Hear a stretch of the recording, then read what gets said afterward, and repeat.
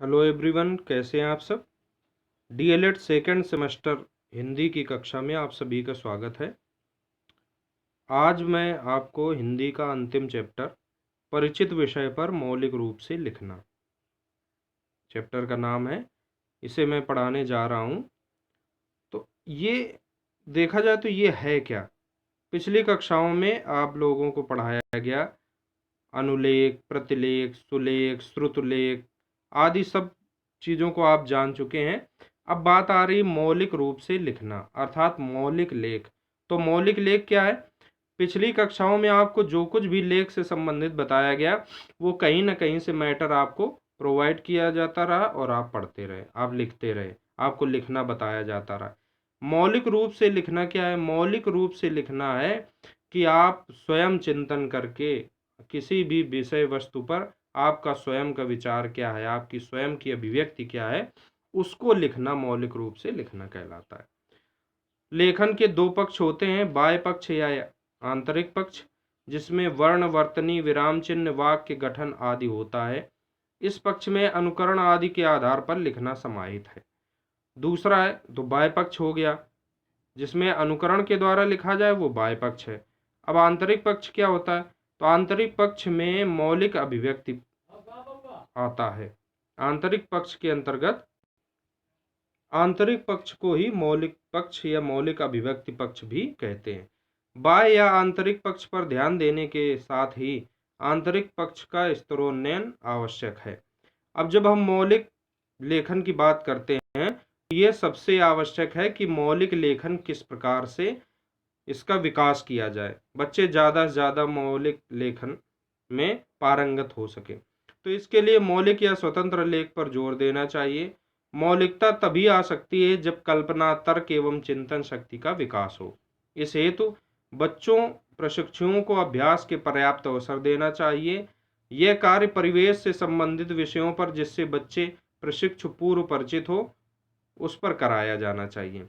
विषय यदि आसपास के हों, पहले से जानकारी हो तो लेखन प्रभावी होता है।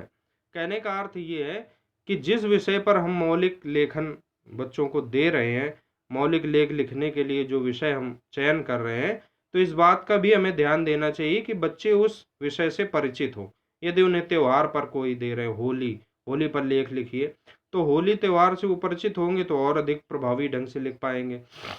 वो अपने आसपास के वातावरण में से संबंधित किसी विषय पर, पहले गाय पर निबंध दिया जाता था, हमारे त्योहार पर निबंध दिया जाता था, भारत देश पर निबंध दिया जाता था। इस पर बच्चे अपनी मौलिक अभिव्यक्ति देते थे। तो इसलिए मौलिक लेख के लिए ये आवश्यक हो जाता है कि विषय का चयन ऐसा विषय चयनित किया जाए जिससे बच्चे पहले से ही परिचित हों।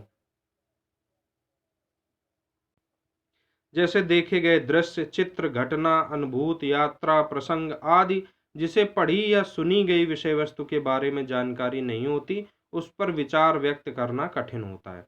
प्रारंभिक कक्षाओं में यह प्रयास होना चाहिए कि बच्चा अपनी कल्पनाओं को लिपिबद्ध कर सके। इससे उसके चिंतन को एक नई दिशा मिलती है। उद्देश्य क्या है मौलिक लेखन के?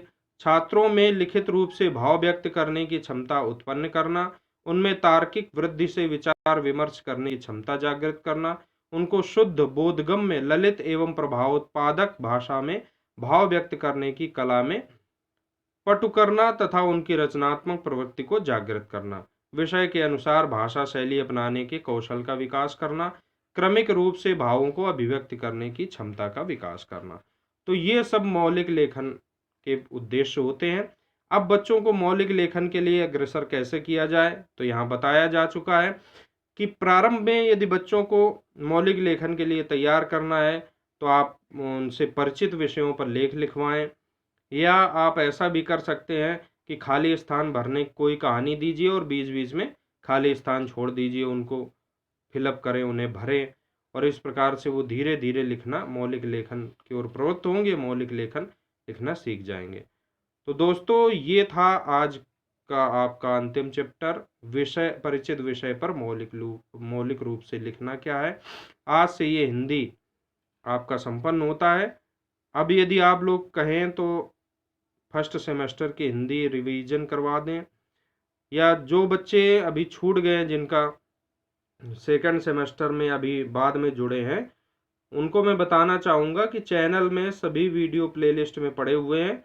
चैनल सब्सक्राइब करके प्लेलिस्ट से वीडियो देख लें और नोट्स ज़रूर बना लीजिए। नोट्स भविष्य के लिए आपको बहुत काम देंगे। यदि डीएलएड आपने ढंग से पढ़ लिया तो आपको कहीं कोई कोचिंग की आवश्यकता नहीं कि आप कोचिंग करें टेट के लिए, सीटेट के लिए, ये जो भी टीचिंग एलिजिबिलिटी से संबंधित परीक्षाएं हैं उनको पास आउट करने के लिए मैं गारंटी लेता हूं कि आपको कहीं अन्य जगह कोचिंग करने की आवश्यकता नहीं। यदि डीएलएड का कोर्स आपने पूरी तरह से तैयार कर लिया, आपका पूरा चारों सेमेस्टर का कोर्स तैयार है, तो टीचिंग एलिजिबिलिटी टेस्ट के लिए आपको कहीं भी कोचिंग की आवश्यकता नहीं है। मैं कल फिर आपको अन्य वीडियो के साथ मिलता हूँ। बहुत बहुत धन्यवाद। नमस्कार।